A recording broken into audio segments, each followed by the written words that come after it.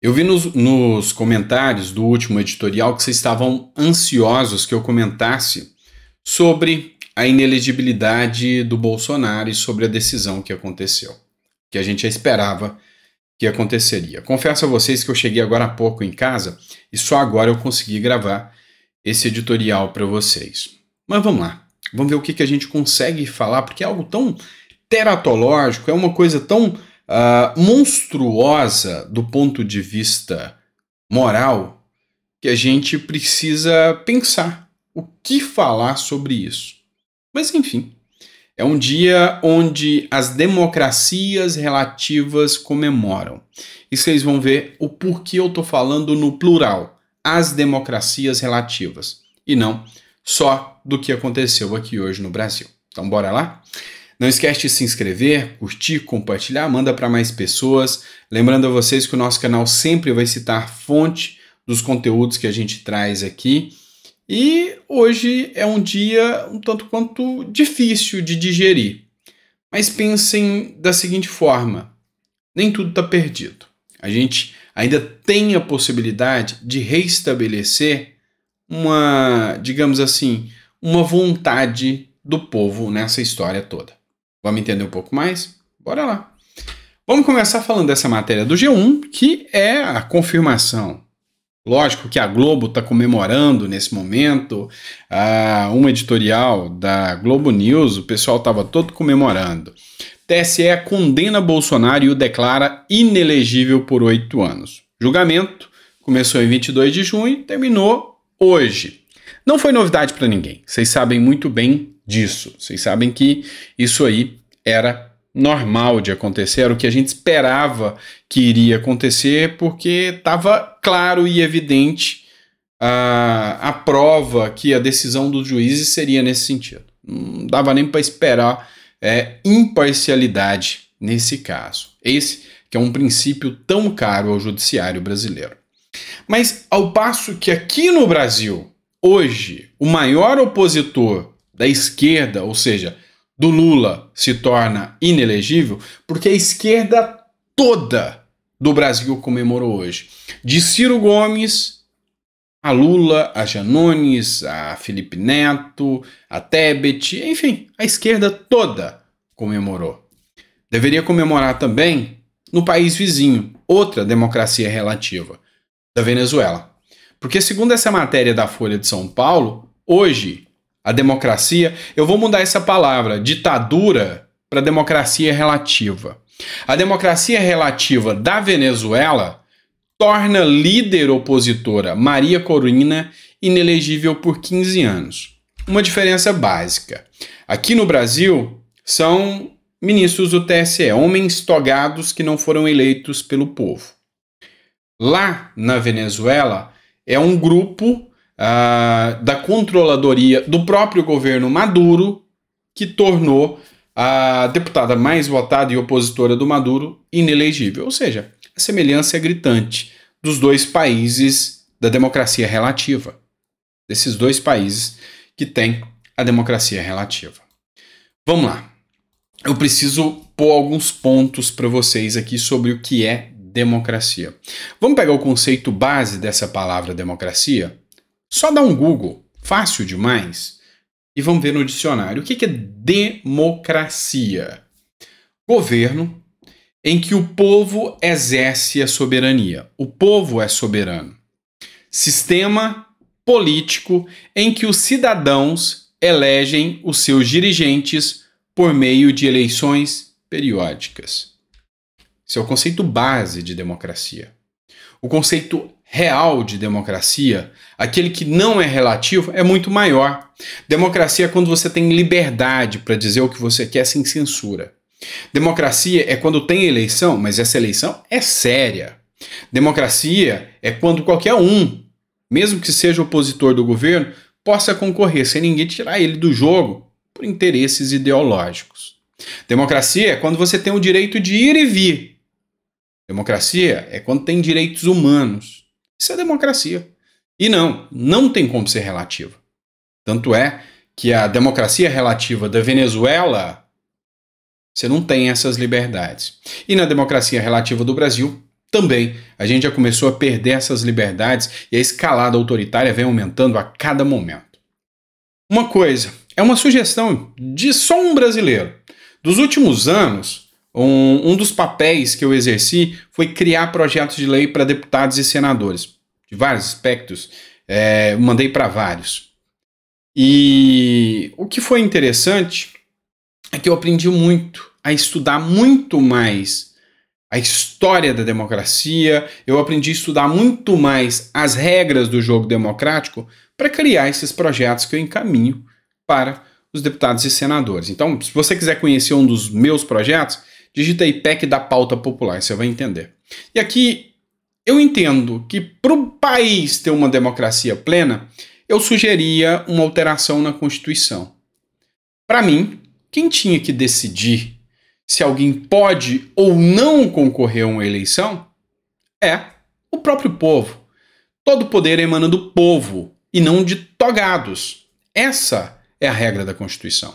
Então, pessoas que foram colocadas lá, indicadas por um presidente ou por presidentes, sem nunca ter recebido um voto, vão decidir quem pode receber um voto ou não. Não era assim que tinha que ser. O papel deles é julgar, ok? Cometeu-se um crime, analisa se há esse crime. Depois de condenar, abre um plebiscito, um referendo, uma votação e coloca o caso à disposição da sociedade para saber se aquele indivíduo vai perder os direitos políticos ou não. Vou te dar um exemplo. Eu vou colocar a fala do Bolsonaro para você entender o que aconteceu. Mas pensa comigo. Se Lula, depois da condenação dos escândalos do Mensalão, do Petrolão e todos aqueles outros casos que aconteceram, se o TSE abre, ou os tribunais abrem uma votação e fala, agora, você, povo, decide se Lula vai ficar inelegível ou não. É a vez do povo decidir. Você não acha mais democrático? Muito mais? Igual agora. Vocês sabem quais foram as condenações do Lula, não sabem? Então as condenações do Lula foram Mensalão, Petrolão, Triplex, Sítio de Atibaia, você lembra de tudo isso. Mas você precisa saber quais foram as condenações do Bolsonaro. E a Folha de São Paulo que vai trazer para que você possa ver. Esse vídeo tá com áudio um pouquinho baixo, tá? Então eu vou pedir que você coloque perto do seu ouvido. E a Folha de São Paulo escreve aqui o seguinte, lembrando que eu sempre cito a fonte para vocês. Assista a fala de Bolsonaro a embaixadores que o tornou inelegível. Veja o vídeo completo na Folha. Então essa é a fala que deixou Bolsonaro inelegível, tá? Não foi escândalo de corrupção, porque ele é o primeiro presidente a se tornar inelegível sem um escândalo de corrupção. O que deu a inelegibilidade a ele foi esta fala. Então, ouça. Tudo que vou falar aqui está documentado. Nada da minha cabeça. O que eu mais quero para o meu Brasil é que a sua liberdade continue a valer também, obviamente, depois das eleições. O que eu mais quero, por ocasião das eleições, é a transparência. Porque nós queremos que o ganhador seja aquele que realmente seja votado. Nós temos um sistema eleitoral que apenas 2 países do mundo usam. No passado, alguns países tentaram usar, começaram a usar esse sistema e rapidamente foi abandonado. Repito, o que nós queremos são eleições limpas, transparentes, onde o eleito realmente reflita a vontade da sua população. Essa foi a fala que, para os juízes do Brasil, os togados do Brasil, foi mais grave do que o Mensalão, mais grave do que o Petrolão, mais grave do que dinheiro na cueca, mais grave do que malas de dinheiro. É isso, é o mais grave de todos. E aí, a minha proposta é, você decide. Foi condenado, o TSE entendeu que houve abusividade. Ok, Abra para o povo escolher. É o povo que tem que decidir. Faça a votação da inelegibilidade. E aí, o povo decide. Se é democracia, aí sim é democracia. E não uma democracia relativa, como aqui acabou de acontecer na Venezuela e aqui acabou de acontecer aqui no Brasil. E quem está falando em democracia relativa, vamos lá, vamos entender um pouco mais. É o Lula. E olha só, Jornal Nacional trazendo aquela fala que eu trouxe no último vídeo para vocês, onde Lula diz, na frente de um jornalista que foi preso na Venezuela, que a Venezuela é uma democracia e a democracia é relativa para mim e para você. E o próprio Jornal Nacional já começa a ver que nunca foi pela democracia, nunca foi pelos preceitos que eles prometeram defender. Teve vários pontos de manifestação na internet, várias pessoas que se manifestaram na internet. E aí a gente vai analisar alguns, como por exemplo o Rubinho Nunes, que para mim representou aqui em um mero símbolo o que vivemos hoje. O símbolo das democracias relativas. Brazuela. O que aconteceu no Brasil foi o mesmo que aconteceu na Venezuela hoje. Na democracia relativa da Venezuela, a maior opositora do Maduro ficou inelegível. Na democracia relativa do Brasil, o maior opositor de Lula ficou inelegível. Então, sim, isso aqui é uma democracia relativa e isso a gente já começou a perceber. O deputado federal Marcos Feliciano também já se manifestou. E quem fez a publicação do que ele escreveu foi o próprio Gustavo Gaia. Ministério Público pedindo fechamento da Jovem Pan. Censura. Democracia relativizada. O presidente da República que falou que democracia é relativa. Presos políticos. A própria Procuradora-Geral da República falou hoje que aconteceu prisão ilegal no Brasil. Direitos políticos cassados. Isso aqui você viu aos montes, inclusive com o próprio Deltan Dallagnol. Presidente do Brasil se orgulhando de ser comunista. Fala dele no próprio Foro de São Paulo, aquele que a mídia tanto diz que nunca existiu. E aí, o Marco Feliciano questiona. É sério que a grande imprensa protetora da democracia acha tudo isso normal? Pois é, pode ser tudo menos normal, a não ser que seja numa democracia relativa, ou seja, na democracia relativa do Brasil e na democracia relativa da Venezuela. Uma vez que eu vou até puxar a orelha do Marcel Van Hatten aqui, apesar do respeito gigantesco que eu tenho a ele, ele falou o que representa no termo anterior, ditadura. Vamos mudar essa palavra, não é ditadura mais não, é democracia relativa. Fica mais bonito para mudar a narrativa deles. Marcel Van Hatten, eu tenho todo respeito pelo trabalho que ele faz. E aí, o Valdemar da Costa Neto fez a seguinte postagem. Não tem como acreditar no que está acontecendo. A primeira vez na história da humanidade que um ex-presidente perde os direitos políticos por falar. Vamos trabalhar dobrado e mostrar nossa lealdade ao presidente Bolsonaro. Podem acreditar que a injustiça de hoje será capaz de revelar o eleitor mais forte da nação. E o resultado disso será registrado nas eleições de 2024 e 2026. Mais do que nunca, o Brasil precisa de força. É hora de superação. Bolsonaro é o maior líder popular desde a redemocratização e vai continuar sendo. Foi a fala do Valdemar da Costa Neto. Na minha visão, desculpem, mas eu acho que o Valdemar da Costa Neto não está achando isso nem um pouquinho ruim. Ele quer poder dentro do partido dele. E aqui vocês sabem que eu não tenho muito papas na língua para falar isso ou aquilo só para agradar a A ou B. O cara tem o seu maior, ativo eleitoral, que é o Bolsonaro, sendo colocado em votação, e o cara tá passeando fora do Brasil e ainda faz uma nota como essa. É fácil ter o Bolsonaro só como cabo eleitoral e não mais como um presidente que não dá para controlar. É lógico que o PL vai lançar um nome e vai querer controlar. E aí cabe a nós, brasileiros, nós que somos oposição a essa esquerda. Sim, nós que queremos um nome que venha para conciliar e não separar o Brasil. Um nome que venha falar para A e para B. Nós, brasileiros, não podemos querer que eles tentem empurrar para nós um nome goela abaixo, lá do Centrão, um nome goela abaixo, que não tenha real potencial de fazer a mudança para o Brasil. Porque vai ter que surgir um novo nome. Agora, se eles vão calar todos, tornar todos inelegíveis, não sei se isso vai acontecer. Pode acontecer. E é talvez até provável que aconteça. Mas enfim, a gente tem que continuar sempre perseverante. Bolsonaro se manifestou. Essa matéria do Povo Online. Bolsonaro diz que inelegibilidade é punhalada pelas costas, que Brasil caminha para a ditadura, ou melhor, corrigindo, para uma democracia relativa.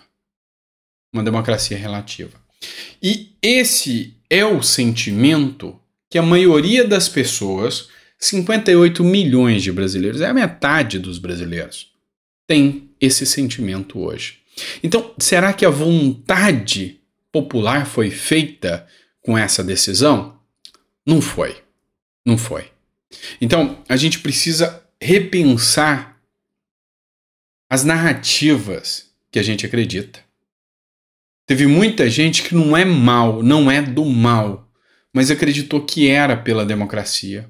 Teve muita gente que não é do mal, não é do ódio que eles espalham, mas acreditou que era a única forma de salvar a democracia. E hoje sabe que a democracia não é mais plena, é só relativa. Igualzinho ao país aqui do lado, que também é uma democracia relativa, chamada Venezuela. Aqui nós temos hoje um cara que fala no Foro de São Paulo, dizendo que tem orgulho de ser comunista. E aí, você viu, mentiram para você durante 4 anos de que Lula nem beirava comunista. O próprio TSE, que agora deixou Bolsonaro inelegível, mandou tirar postagem que associava Lula a Nicarágua e quase mandou prender a Carla Zambelli falando que isso é fake news. E ontem eu tive que dar a notícia para vocês de que a Nicarágua está trazendo aqui o seu exército para treinar com o exército brasileiro sobre uma possível instabilidade fictícia política, instabilidade política. Então, pessoal, nós estamos sim numa democracia relativa. Isso aí já é fato inquestionável. Só que cabe a nós, brasileiros, solidificar essa democracia. Vamos terminar esse editorial falando para vocês o artigo 1º da Constituição. Todo poder emana do povo, que o exerce por meio de seu representante eleito, ou diretamente nos termos desta Constituição. E lembrando para vocês que a primeira parte, os termos de seus representantes eleitos, já não está sendo mais efetivo. Não, porque mesmo que você vote, eles derrubam. Mesmo que você eleja, eles caçam. Então, já não tem mais representantes eleitos. Não tem como. Então, vamos repensar bem, muito bem, sobre onde nós vamos consumir informações, sobre o que aprender sobre a política brasileira e, para terminar, que Deus ajude essa nação, porque só assim para a gente ter fé nisso aqui. Tá bom? Grande abraço, fica com Deus e eu volto amanhã com vocês para mais um editorial. Lembrando que aos finais de semana, sábado e domingo, os vídeos são um pouquinho mais curtos, tá? Eu sei que vocês pediram para que os vídeos se estendessem um pouquinho mais, que a gente fosse mais opinativo, desse mais opiniões. Sábado e domingo a gente vai fazer o vídeo, sabe, tentar manter ali os 8 minutos padrão, tradicional, que vocês estão acostumados. E só para encerrar aqui, vamos terminar com a minha vibe, que eu sou sempre um cara mais positivo, um cara mais animado. Lembra de uma coisa? Lembra, no final de contas, de que não cai uma folha da árvore sem que seja da vontade de alguém que eles não gostam. Mas esse alguém é muito mais forte e poderoso. Então, o que eu quero que você entenda, um nome vai surgir. E esse nome, nós vamos saber escolher bem. E aí, o povo vai ter que pressionar, o povo vai ter que cobrar, o povo vai ter que ser efetivamente soberano. Isso vai acontecer. Nossa nação não nasceu, nossa nação não foi criada e nossa nação não enfrentou 500 anos de percalço com os piores abutres e répteis rastejantes no controle do nosso país, do poder, sempre roubando, saqueando e explorando o povo brasileiro para a gente se manter até aqui. O povo brasileiro é forte, é poderoso, ele não desiste, apesar dos pesares, apesar dos carrascos que sempre estiveram lá, apesar da espinheira que a gente sempre enfrentou. Lembro da música do Dudu Dalvan, Eita Espinheira Danada, talvez você conheça. Então, o que eu quero que você entenda é: o brasileiro é couro grosso, o brasileiro é forte, o brasileiro sempre vai renascer das cinzas como uma fênix. Em 500 anos, nunca nos dobramos, e não vai ser dessa vez que nós vamos nos dobrar a uma democracia relativa. A nossa democracia tem que ser real. É isso que a gente busca. Abraço, fica com Deus e até amanhã.